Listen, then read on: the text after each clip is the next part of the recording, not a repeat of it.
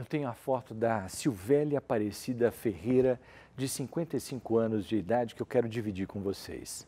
Essa mulher foi brutalmente assassinada há 6 meses. Ela foi encontrada morta em um canavial na região de Miguelópolis. O principal suspeito de ter cometido o crime já foi identificado pela polícia e está foragido. A gente tem a foto dele, inclusive, aí mostrando no Cidade Alerta. É esse aí, ó, o Michel Arruda, né? Pela primeira vez, a família falou com a imprensa sobre este caso que chocou a região. Veja a reportagem. Há 6 meses que a família de Silvélia Aparecida Ferreira luta por justiça. A cuidadora de idosos de 55 anos foi brutalmente assassinada em junho deste ano.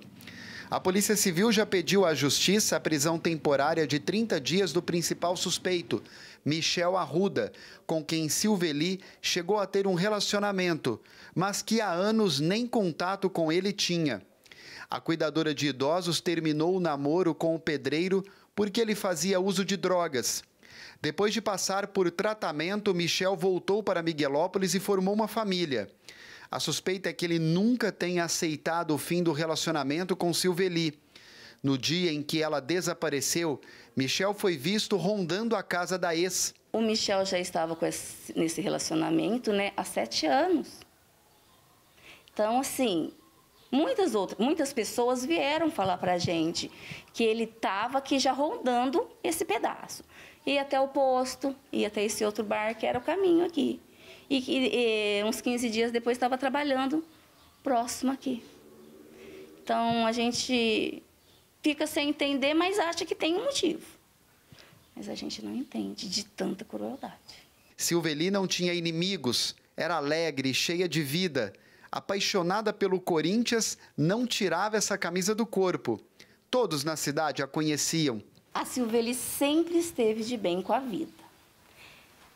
Assim, muitos amigos, e era conhecida na cidade toda. Por onde passava, todo mundo a conhecia, todo mundo gritava. Típico de cidade pequena, né? De bicicleta, levanta a mão, grita para um, grita para outro. E assim, o que mais emocionava na Silvélia era a sua alegria. Se ela não estivesse trabalhando, ela cuidava dos idosos com muita alegria, brincando, dançando, cantando. E quando estava em casa descansando, era um som, um samba, o hino do Corinthians, e dançando, gravando vídeos. Essa era a Silvélia. A cuidadora de idosos cresceu e formou sua família nesta casa, que hoje está fechada. A suspeita é que ela tenha saído daqui inconsciente, já que, segundo a família, era uma mulher forte e teria impedido qualquer agressão. Segundo a família, a Silvélia ela tinha uma rotina muito programada. De segunda a sábado, ela trabalhava praticamente o dia todo como cuidadora de idosos e tirava o domingo para descansar. E ela, estando ou não em casa, o portão e a porta da sala sempre ficavam fechados.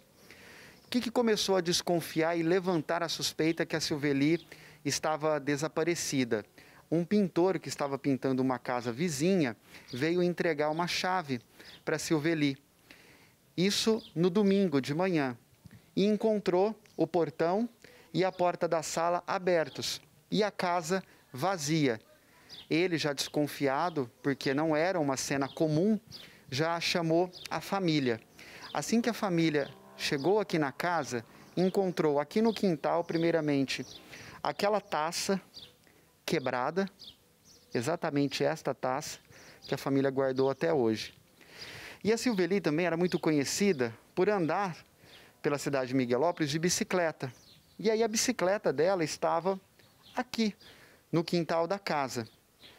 E no cesto da bicicleta estavam a carteira da Silvélia com todos os documentos, uma pamonha e o carregador do celular da Silvélia.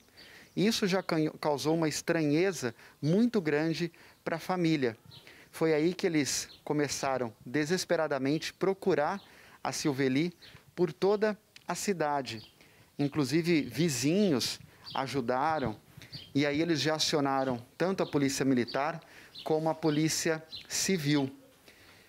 2 dias depois, enquanto todos procuravam e ainda tinham esperança de encontrar a Silvélia com vida, veio a notícia de que o corpo dela estava em um canavial, a mais ou menos 8 quilômetros daqui da casa onde ela morava. Na casa não havia sinais de crime. Os laudos da perícia apontaram um corte profundo no pescoço, trauma na cabeça e sinais de tortura. Enquanto ela despida, teve uma pancada na cabeça, teve requinte de crueldade. A impressão que dá, assim, das coisas que a gente ouviu falar, né? Ele ficou lá um bom tempo, queimou ela, a barriga, tem sinais de queimaduras de cigarro, estava despida. Assim, a gente não tem prova que teve algum ato sexual, mas que teve requinte de crueldade, teve. O corpo da Silveli foi encontrado em um canavial, 2 dias depois do desaparecimento dela. E um objeto encontrado na cena do crime levou a polícia ao principal suspeito, uma fivela de um cinto de segurança.